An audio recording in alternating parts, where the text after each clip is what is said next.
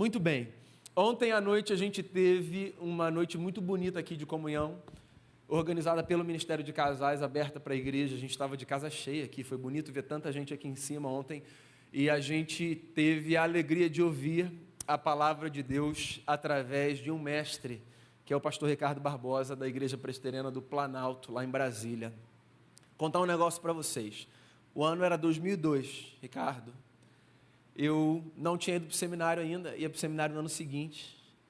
E conversando com Rosinha, que não era minha sogra ainda, eu já estava ali, pensando como é que...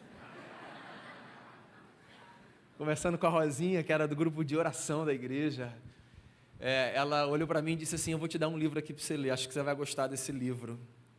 E eu recebi um livro chamado O Caminho do Coração. E esse livro fez assim uma bagunça na minha cabeça, porque ele me fez pensar a espiritualidade com categorias que eu desconhecia. E eu devorei esse livro, era emprestado, não podia rabiscar, já estava todo rabiscado. Ela não era minha sogra ainda, então não tinha essa liberdade para rabiscar um livro que não entende. Comprei para mim e passei alguns anos, eu ainda tenho ele num lugar de muito carinho ali na minha sala, porque eu ainda revisito O Caminho do Coração, mas eu passei alguns anos lendo, disse isso para o Ricardo uma vez numa mensagem, todos os anos, O Caminho do Coração era um livro que eu tinha que ler todos os anos. Um livro que me abençoou profundamente, que foi escrito pelo pastor Ricardo Barbosa. Desde então eu fiz do Ricardo um mestre, à distância, porque o Ricardo está lá em Brasília, mas um mestre, assim, a quem eu ouço, a quem, a despeito da distância, eu tento caminhar perto e me inspirar numa trajetória ministerial tão bonita, tão cheia de Jesus, tão séria. E ter o Ricardo aqui na nossa casa, junto com sua esposa, Tininha, para mim, particularmente, é motivo de uma honra que vocês não podem imaginar. Então, sem mais delongas, eu queria chamar o pastor Ricardo Barbosa aqui, que nos abençoou ontem. A gente recebe você com carinho, Ricardo.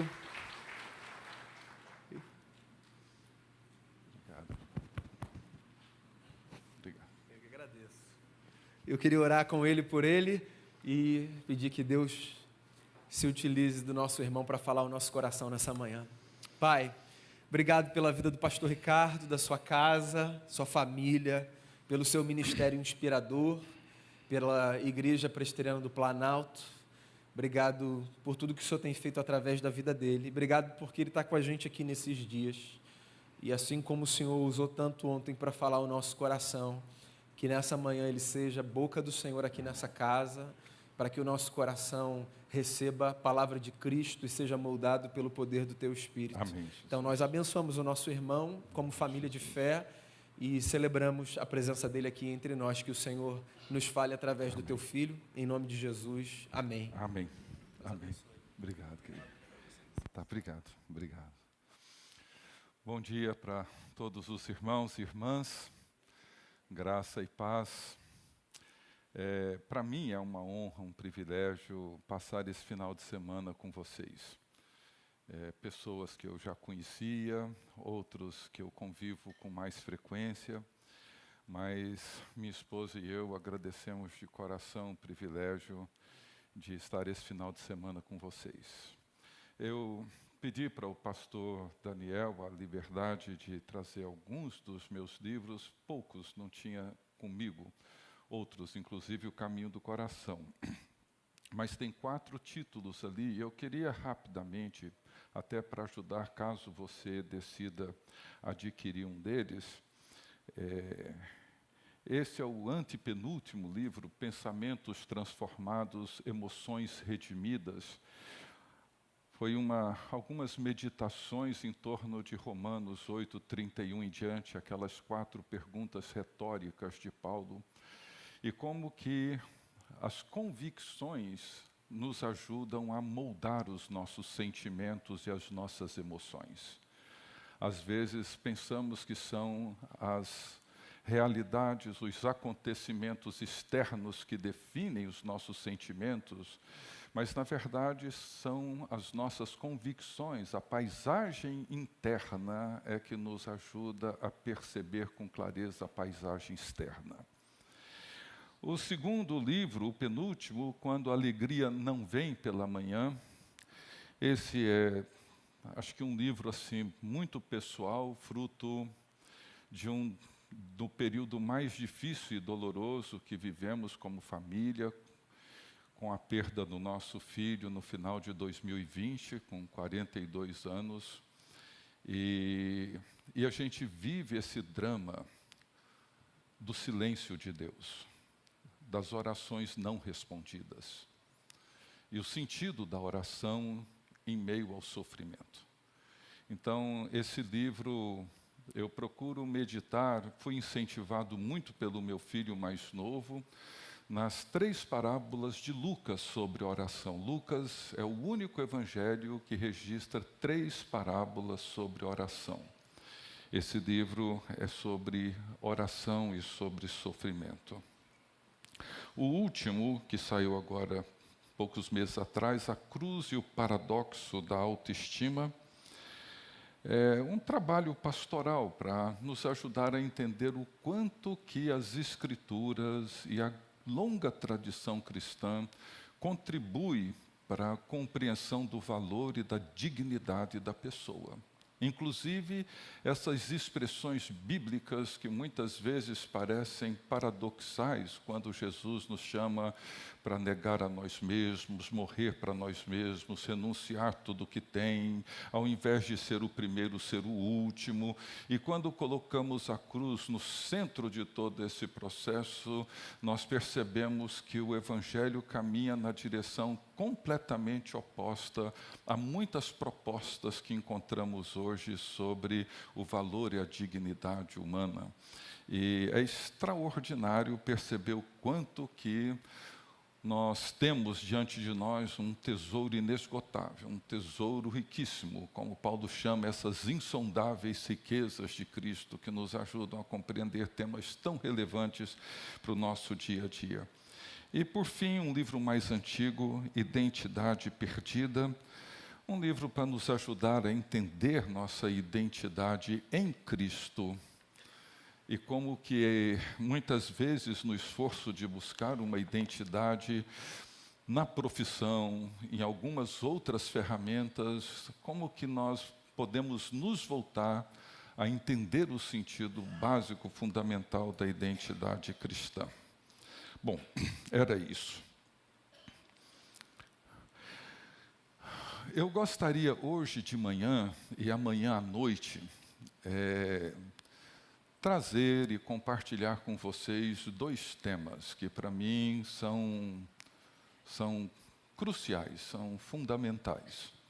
Nós estamos nos aproximando da celebração da Páscoa, da celebração da paixão de Jesus Cristo, esse evento que é o evento central da fé cristã, agora no final desse mês. E hoje pela manhã eu quero refletir com vocês sobre essa expressão dentre as 7 palavras da cruz, como nós conhecemos, quando Jesus diz na cruz, está consumado. Está consumado. E amanhã à noite, sobre o significado da nossa união com Cristo, usando toda a conversa de despedida de Jesus no cenáculo, aquilo que João Calvino chamou da união mística com Cristo. O que significa estar em Cristo e participar da comunhão trinitária? Então, agora de manhã, eu gostaria de convidá-los a abrirem comigo suas Bíblias no Evangelho de João, no capítulo 19, João 19. E eu gostaria de ler com vocês dos versos 17 até o verso 37. João, capítulo 19, 17 a 37, diz assim a palavra do Senhor.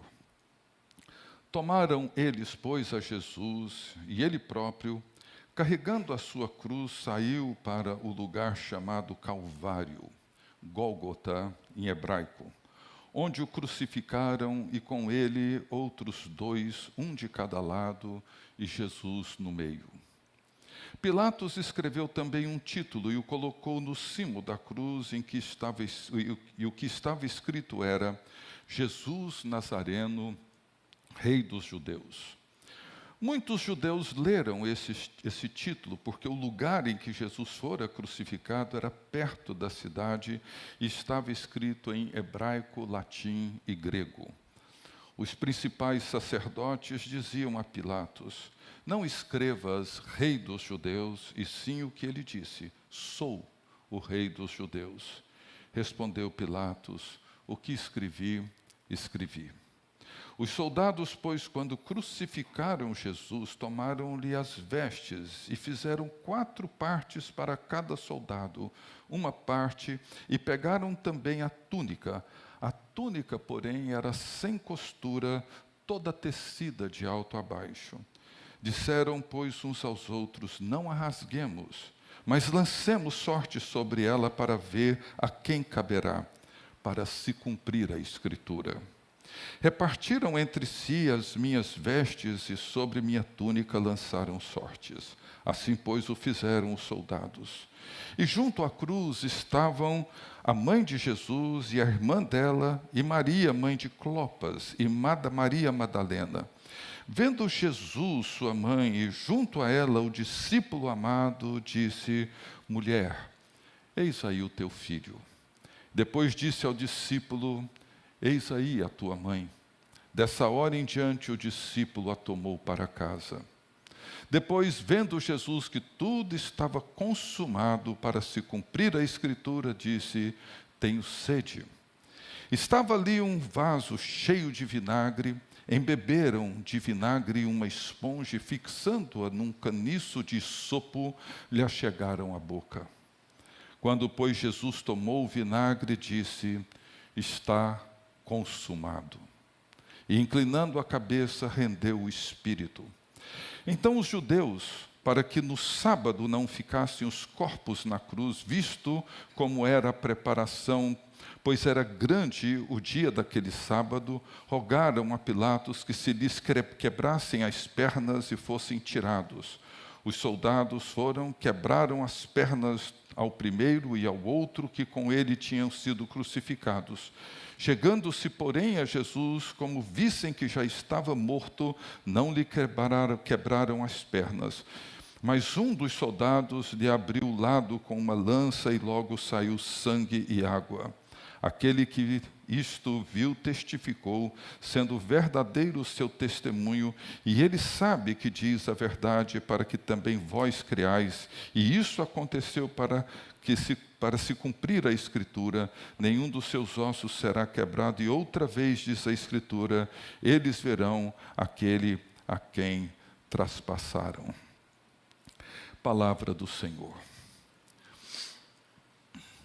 Às vezes eu gosto de imaginar essas cenas e tentar me colocar em imaginação dentro do mesmo cenário. E João é um desses personagens que presenciou todos esses fatos. A prisão de Jesus, o seu açoite, o seu julgamento sumário, a coroa de espinhos, carregando a sua pesada cruz até um lugar chamado Gólgota, crucificado entre 2 ladrões, e ali, num momento, um clímax desse cenário trágico, doloroso, difícil, numa tarde de sexta-feira, ele ouve Jesus então dizendo: está consumado.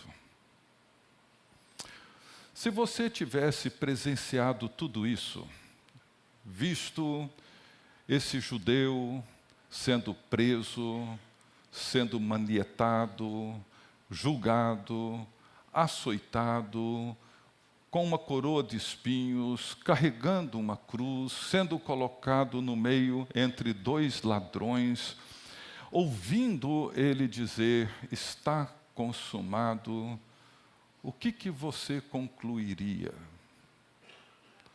Como que você interpretaria essa afirmação de Jesus? João está ali. Acompanhou de perto todos os acontecimentos daquelas últimas horas que envolveram a vida de Jesus. Esteve presente no Getsêmani. Viu Jesus sendo julgado.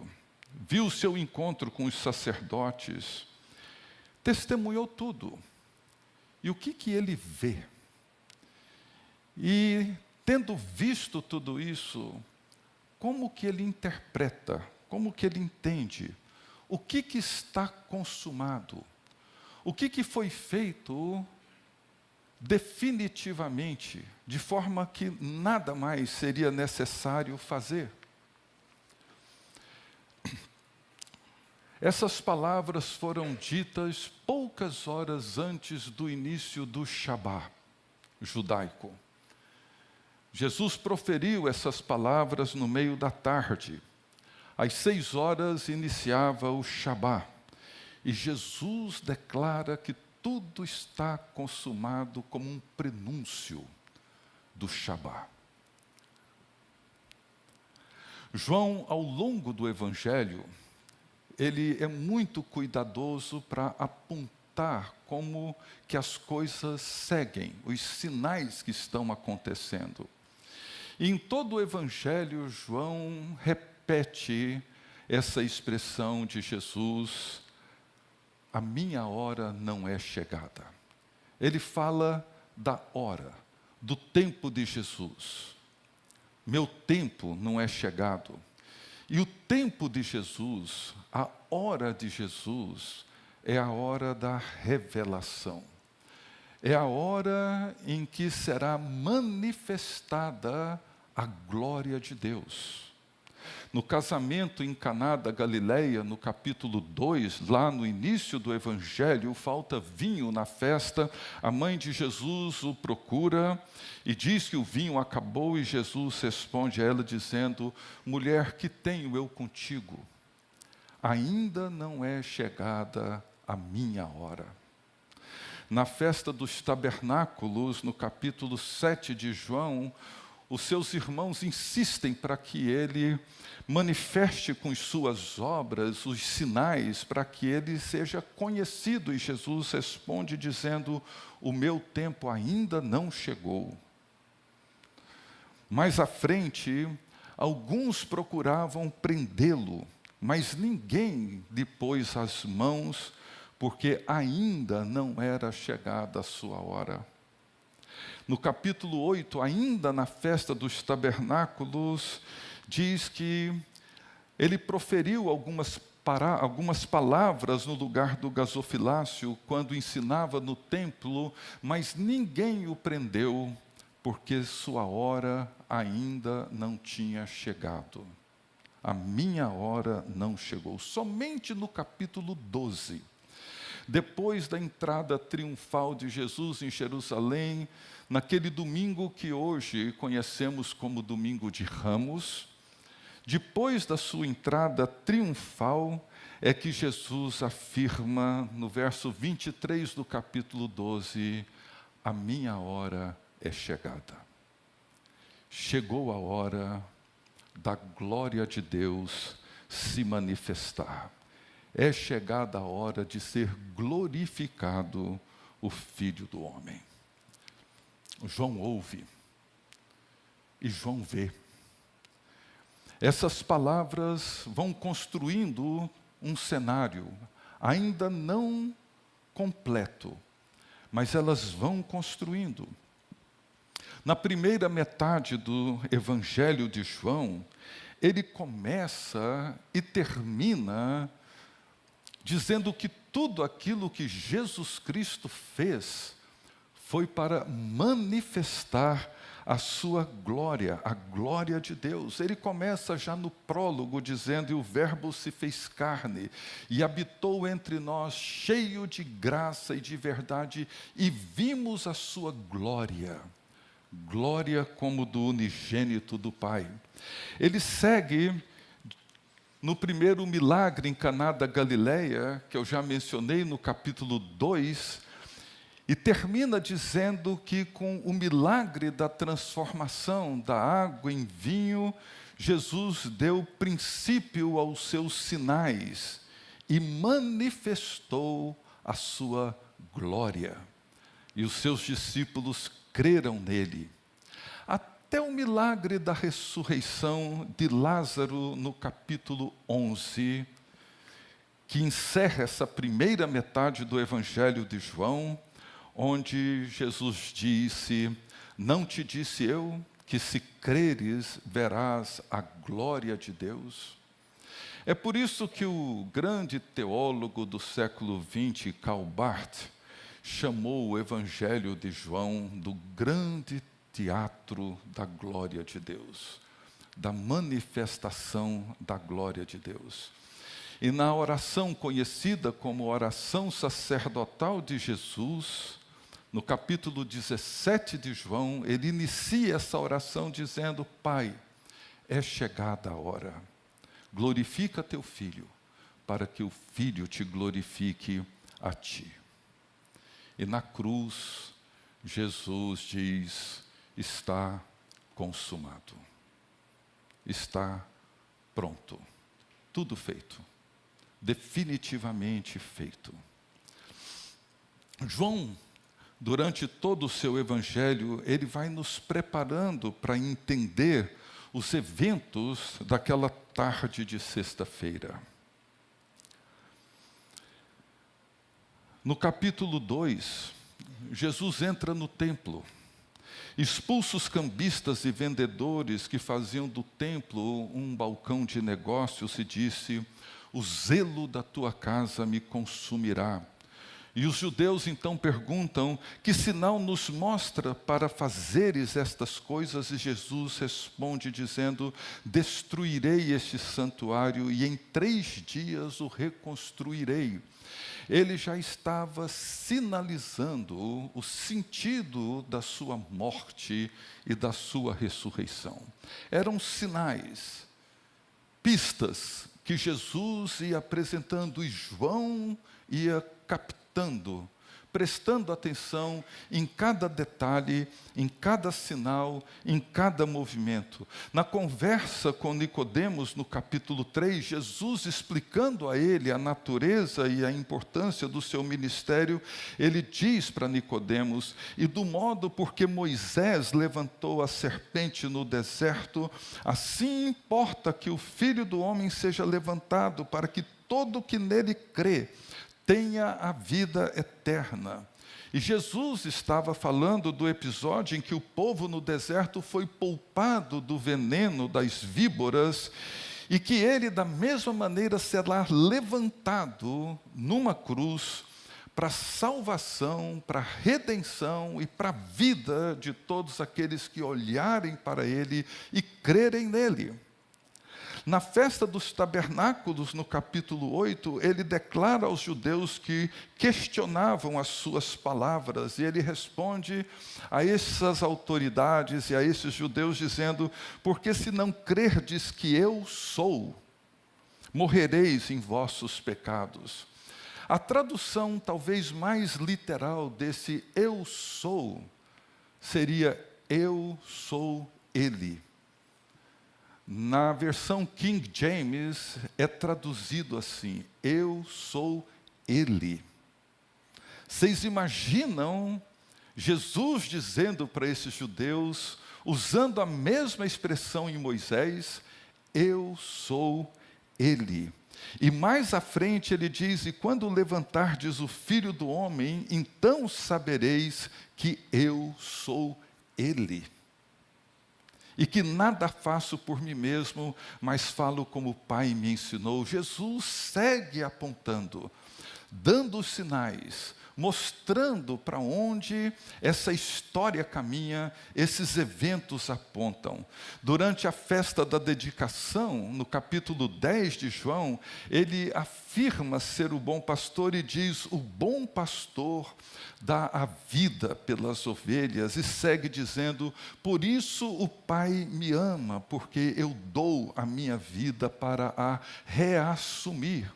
Ninguém a tira de mim, pelo contrário, eu espontaneamente a dou, tenho autoridade para entregar e também para reavê-la. Esse mandato recebi do meu Pai. Os sinais.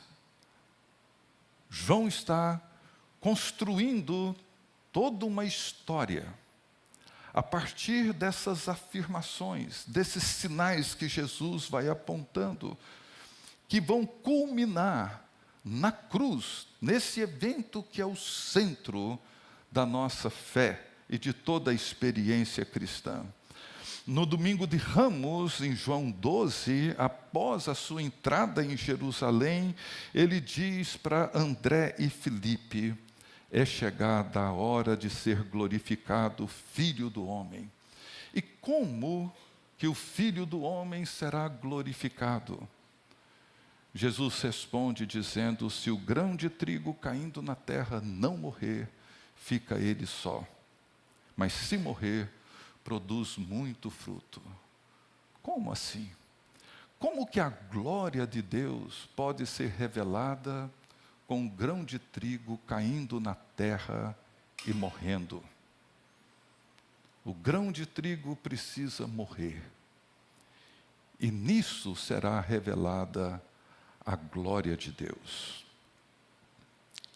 Por 3 vezes, no texto que nós lemos, João interpreta os acontecimentos dizendo que tudo aquilo aconteceu para que se cumprisse as Escrituras. João tinha o Velho Testamento, os Salmos, de certa forma muito bem memorizado. Ele os conhecia muito bem. Os soldados tomaram as vestes de Jesus e a dividiram em 4 partes, uma para cada um deles. No entanto, a túnica que eles também tomaram, ela era sem costura. E eles então, para não rasgá-la, eles sortearam entre eles, e João reconhece ali um cumprimento das Escrituras. Ele usa como referência o Salmo 22, que é um salmo de Davi, que descreve o sofrimento do servo de Deus. E ele começa com o mesmo clamor de Jesus no Calvário, quando Jesus diz: Deus meu, por que me desamparastes? E João reconhece neste salmo o sofrimento de Jesus. No verso 18 ele diz: repartem entre si as minhas vestes e sobre a minha túnica deitam sortes. Ele é o servo que confia em Deus e que, em virtude da sua obediência, ele se entrega completamente. E a túnica sem costura, ela era uma vestimenta exclusiva do sumo sacerdote. E João percebe que ali na cruz encontra-se o sacerdote e o sacrifício, para que se cumprisse as Escrituras. Jesus disse na cruz: tenho sede. E João reconhece aqui também que se cumpriu as Escrituras e volta mais uma vez no Salmo 69, um salmo que ajudou muito nos primeiros séculos os cristãos a entenderem o sofrimento do Messias. E neste salmo é que nós encontramos a declaração: o zelo da tua casa me consumiu. O lamento nesse salmo, ele é intenso e descreve a mesma hostilidade que Jesus experimentou no Calvário. E nos versos 20 e 21 desse salmo ele diz: o opróbrio partiu-me o coração e desfaleci. Esperei por piedade, mas debalde, por consoladores, mas não os achei. Por alimento me deram fel, e na minha sede me deram a beber vinagre. E mais uma vez, os soldados recebem ordens para quebrarem os ossos dos 3 crucificados, a fim de apressarem as suas mortes, porque eles não queriam entrar no Shabá, com esses corpos ainda sobrevivendo em angústia, em desespero, no sábado. No entanto, quando chegaram a Jesus, perceberam que ele já estava morto, por isso não quebraram os seus ossos. E João vê nisso o cumprimento das Escrituras, e a referência que ele tem é na história do Êxodo, no capítulo 12. Foi aí na instituição da Páscoa, no dia de celebrar a libertação, ele diz assim em Êxodo: o cordeiro há de ser comido numa só casa. Da sua carne não levareis fora da casa, nem lhe quebrareis osso nenhum. Um novo êxodo estava iniciando, um novo e definitivo êxodo. E João vê, João ouve, e João consegue perceber como que as Escrituras estavam se cumprindo, consegue perceber que todos os sinais de Jesus apontavam para aquele momento, para aquela hora. João percebe que tudo isso fazia parte de uma grande história da qual ele estava tendo o privilégio de ser uma grande testemunha. E foi com um caniço de sopo, usado para pintar os umbrais das portas no Egito de sangue, esse caniço de sopo foi usado para embeber uma esponja de vinagre e colocar na boca de Jesus, para que se cumprisse as Escrituras. Está consumado. Essa é uma afirmação que nós precisamos ouvir sempre, e sempre, e sempre. Está consumado. Está feito. Definitivamente feito. Não há nada a ser acrescentado. Não há nada para completar. Não há nenhuma sobra, nenhuma folga. Está feito. Definitivamente feito. Mas o que está feito? Em primeiro lugar, a glória de Deus foi revelada. E esse é o grande paradoxo do Evangelho.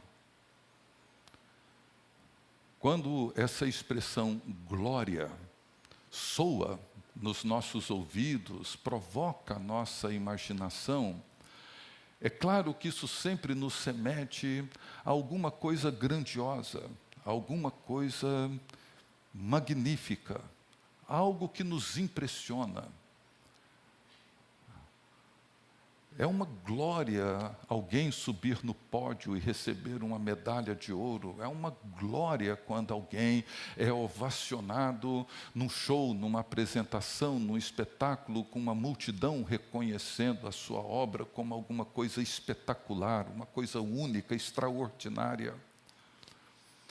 Mas que glória poderia haver num crucificado? Que glória alguém poderia compreender e ver no Calvário? O grão de trigo precisa morrer. Ele precisa ser levantado na cruz. Em Filipenses 2, 5 a 11, que comentamos rapidamente ontem, Jesus, sendo Deus, não julgou como usurpação o ser igual a Deus, antes a si mesmo, ele se esvaziou, humilhou, tornou-se um servo, semelhante aos homens, foi obediente até a morte de cruz.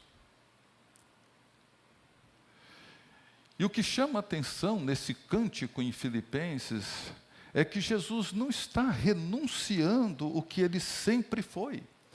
Ele não está renunciando à sua condição divina. Ele não está renunciando àquilo que ele sempre foi com o Pai desde toda a eternidade. Ele não está abrindo mão da sua divindade por um instante sequer. o que Paulo percebe e coloca nesse hino é que Jesus está expressando da maneira mais clara o que significa Deus ser Deus. Qual o sentido da divindade, o sentido real daquilo que Deus de fato é. Ele não considerou que o ser igual a Deus fosse algo com o qual ele deveria se apegar, se proteger, usar como um favor para si mesmo, em seu próprio benefício. Pelo contrário, ele considerou que ser igual a Deus é servir, se entregar e morrer, em favor de outro. Isso é o que Deus é. É assim que Deus é. Não podemos pintar a face de Deus de uma outra maneira. O Filho de Deus, que desde toda a eternidade possui a forma de Deus, que desde toda a eternidade é igual a Deus, é igual ao Pai, Ele e o Pai são um só, demonstrou que ser Deus é se entregar, é se doar, e é morrer, é ser crucificado. Então é por isso que nesse hino nós encontramos que Jesus foi exaltado acima de todo nome. Foi-lhe dado um nome acima de todo nome. É por isso que o crucificado recebe esse nome, porque ele se encarnou, porque ele assumiu a forma humana, porque ele se humilhou, porque ele se esvaziou, porque ele morreu. É por isso que nós nos encontramos aqui nessa manhã. Não temos nenhuma outra razão, a não ser para adorar esse Deus, que se revelou como Deus e revelou a sua glória, a essência daquilo que Ele é, na cruz do Calvário. Essa é a razão pela qual nós o adoramos. Essa é a razão pela qual ele recebeu um nome acima de todo o nome, para que diante do nome dele se dobre todo o joelho em adoração e louvor, reconhecendo que só ele e nenhum outro é Javé, é o eu sou ele, é o Deus vivo e verdadeiro. Foi revelada a glória de Deus. É muito importante que no louvor, na adoração da igreja, essa imagem fique sempre clara diante de nós, em todos os nossos atos de culto e de adoração. Que essa imagem da cruz e do crucificado seja a imagem que prevalece diante de nós em todo ato de culto e de adoração, seja privado, seja na família, no grupo pequeno, seja na igreja. Esse é o centro. E o que Jesus diz em João 12, que me chama a atenção, ele diz: quando eu for levantado, atrairei muitos a mim mesmo. O que atrai as pessoas para Jesus é a sua morte. Parece um paradoxo. Eu vejo hoje muitas pessoas tentando jogar uma cortina, tentar esconder essa realidade violenta, difícil de ser absorvida pela nossa mente moderna, jogando o holofote para a vida de Jesus, a sua vida boa, a sua vida bonita, o seu exemplo lindo, maravilhoso, cheio de misericórdia, de cuidado, perdão, etc. Lançamos o holofote sobre a vida de Jesus, o que de fato deve ser muito bem compreendido e visto e admirado, mas o que Jesus disse que atrairia as pessoas a Ele não foi a sua vida cheia de misericórdia, mas foi a cruz. Quando eu for levantado, eu atrairei muitos para mim mesmo. O que me atrai a Jesus e o que atrai qualquer um de nós para Jesus é a cruz. E é a oferta de Deus por nós, porque está consumado. De uma vez por todas, o preço foi pago. De uma vez por todas, o sacrifício foi feito.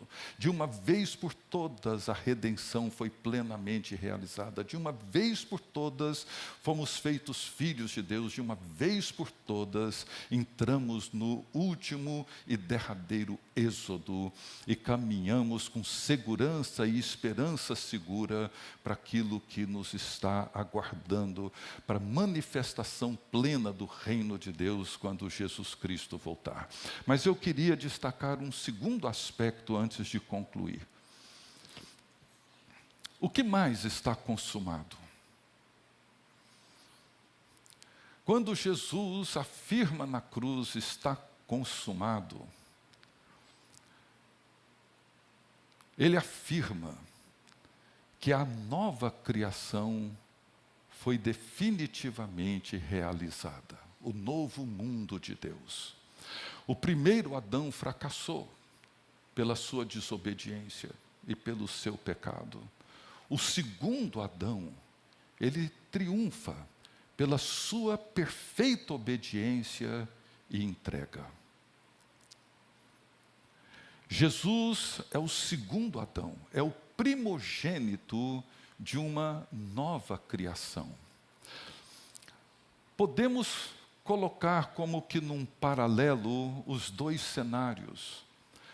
Na primeira criação, no sexto dia, Deus cria homem e mulher à sua imagem e semelhança, termina a sua obra dizendo que tudo o que ele fez era muito bom, e ele entra no descanso do Shabá. Jesus, na sexta-feira da paixão, no sexto dia, ele sobe no Calvário. E antes do início do Shabá, ele diz: está consumado. A segunda criação foi realizada. Nós agora vivemos essa nova realidade do novo mundo de Deus, inaugurado por Jesus Cristo de uma vez por todas.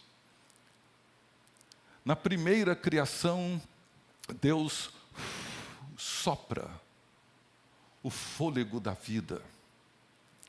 Na segunda criação, ele entra no cenáculo com seus discípulos assustados, amedrontados, escondidos, e Jesus sopra sobre eles o espírito da vida.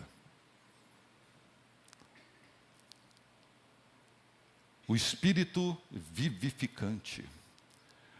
O espírito que agora nos introduz e nos envolve com a vida de Jesus.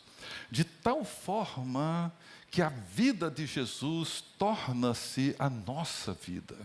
De tal maneira que ele agora, sendo primogênito de uma nova criação, na medida em que nós, todos nós, vamos reconhecendo, afirmando, confessando que Jesus Cristo é o Senhor, reconhecendo a sua obra única e definitiva na cruz do Calvário, nós nos tornamos participantes do novo mundo, da nova criação de Deus, dessa nova realidade para dentro da qual o Espírito Santo nos conduz, para vivermos hoje já antecipadamente aquilo que um dia viveremos plenamente. Nós somos hoje mulheres e homens novos, regenerados, redimidos, transformados, libertos pelo sangue do Cordeiro,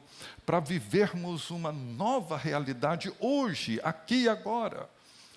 Paulo afirma que nós estamos assentados nos lugares celestiais em Cristo Jesus. Nós já ressuscitamos com Ele, estamos assentados nos lugares celestiais com Ele. Paulo não usa o verbo no futuro. Ele nos ressuscitará e nos assentará nos lugares celestiais. Ele diz, mas graças a Deus, porque Ele já nos ressuscitou no passado, em Cristo Jesus, e nos fez assentar nos lugares celestiais em Cristo Jesus, para vivermos a realidade do novo mundo de Deus. Nós estamos aqui, agora, assentados em lugares celestiais, não lugares etéreos, não lugares da nossa imaginação, não, os lugares onde o mundo de Deus se encontra no mundo em que nós vivemos, e nós vivemos dentro desse mundo a partir de uma outra realidade, uma outra perspectiva,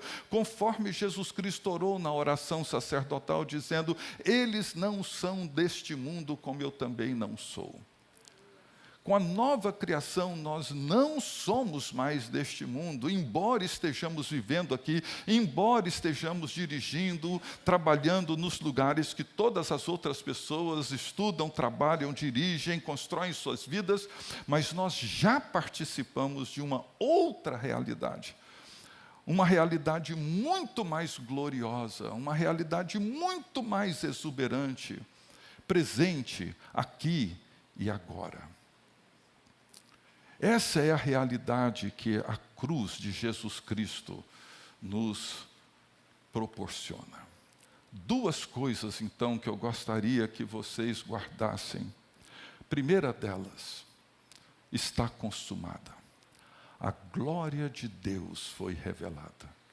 E não foi revelada em nenhum evento majestoso, em nenhum evento eloquente, foi revelada numa cruz. A glória de Deus foi revelada. E segundo, o novo mundo de Deus começou. Nós morremos com Cristo, ressuscitamos com Cristo e participamos de uma nova realidade. E aguardamos o dia em que ela será plenamente realizada. Que nesse mês de março, em que nós estamos nos preparando para celebrar a morte e a ressurreição de Jesus Cristo, que durante esse mês nossos corações e os nossos olhos estejam voltados para esse grande evento, de forma que com humildade, com devoção, possamos capturar, como João pôde capturar, aquilo que Deus estava fazendo. E fez definitivamente, porque está consumado. Que Deus abençoe a todos os irmãos.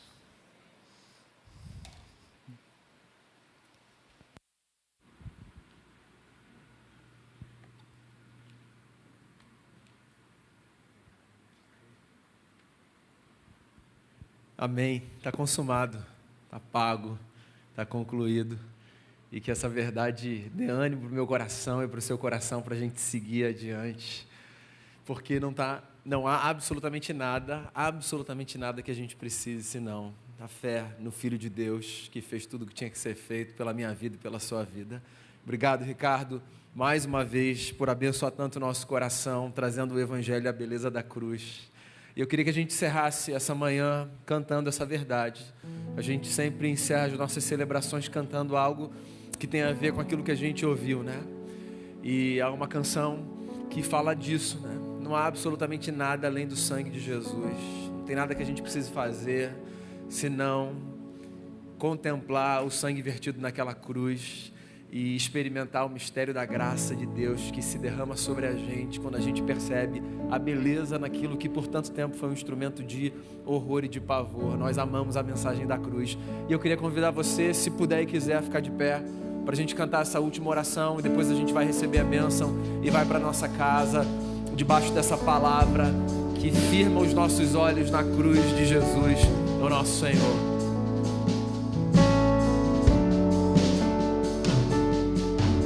Teu sangue leva-me além, a todas as alturas, onde ouço a tua voz. Fala de tua justiça pela minha vida. Jesus, este é o teu sangue.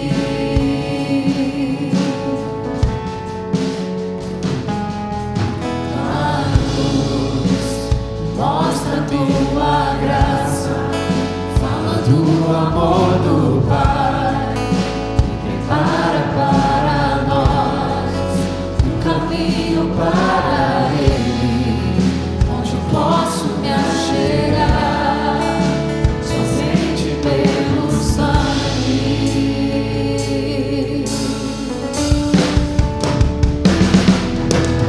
Que nos lava dos pecados,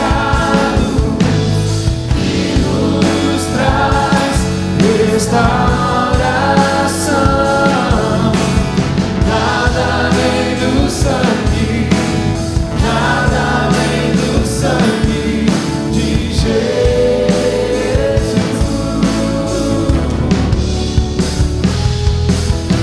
Que nos faz brancos como a neve, aceitos como amigos de Deus. Nada além do sangue, nada além do sangue de Jesus.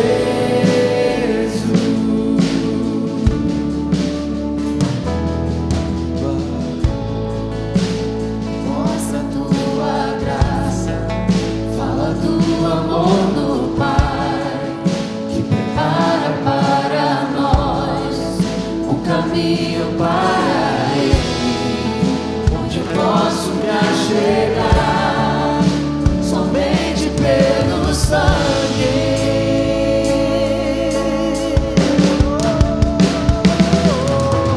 Que nos lava dos pecados, que nos traz restauração. Nada além do sangue, nada além do sangue de Jesus.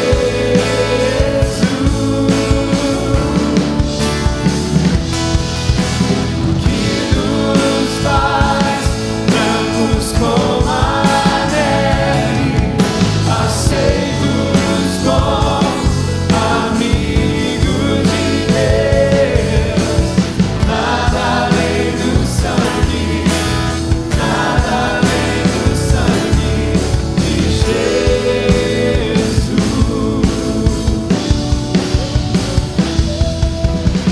Eu sou livre, eu sou livre. Nada além do sangue, nada além do sangue de Jesus. Eu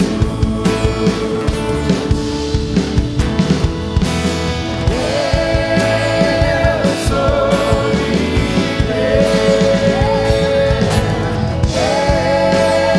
eu sou livre.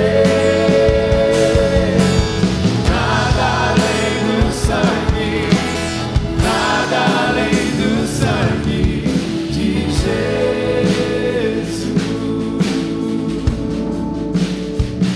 Amém. Vamos fazer uma oração final. Pedir que Deus leve a gente em paz. Queria chamar o pastor Ricardo aqui mais uma vez para impetrar a bênção. Quase que não sai, né? Para impetrar a bênção sobre a nossa vida nessa manhã, Ricardo. Mas eu queria fazer uma oração com você e por você. E depois o pastor Ricardo ministrará sobre o meu coração e sobre o seu coração a bênção do Senhor. Senhor Jesus, obrigado, está consumado. Coisa maravilhosa. A gente só precisa parar diante desse mistério da cruz, perceber a grandeza do teu amor e da tua graça, confiar na tua obra e percorrer esse novo êxodo daqui até o dia do Senhor. Ajude-nos, Senhor, nesse processo de seguimento dos teus passos. Ajude-nos a aprendermos com o Senhor, do Senhor, e a experimentarmos essa morte, carregarmos a nossa cruz, não para que alcancemos alguma coisa, porque já alcançamos por causa da tua, apenas para que nós sejamos verdadeiramente imitadores de Jesus, o nosso Senhor, fazendo morrer o que precisa morrer dentro da gente e abrindo espaço para que o novo do Senhor venha. Eu quero te agradecer por essa manhã, por tudo que o Senhor nos falou. Quero pedir que o Senhor leve a gente em paz, com a palavra do Senhor guardada no coração e na mente, que ela molde a nossa vida, que a gente celebre a liberdade que a cruz de Jesus nos dá e que a gente viva essa liberdade cheia de responsabilidade e de beleza, para que a gente continue a testemunhar a manifestação da glória do Senhor, como a gente ouviu aqui. Que esse domingo seja um domingo bonito para todo mundo, onde quer que a gente vá acompanhado pelo Senhor, que a gente tenha um tempo de descanso, de renovo de forças, para uma nova semana que está começando. Obrigado por tudo, leva a gente em paz e em segurança, é o que eu peço a Ti, Senhor, no nome de Jesus, o nosso Redentor. Amém. Recebamos a bênção do Senhor, queridos. E que a graça do nosso Senhor e Salvador Jesus Cristo, que o amor de Deus, nosso eterno, bondoso Pai, e que a comunhão, o poder, a presença, a orientação do Espírito Santo seja sobre cada um de nós, em nós, hoje e para todos sempre. Amém.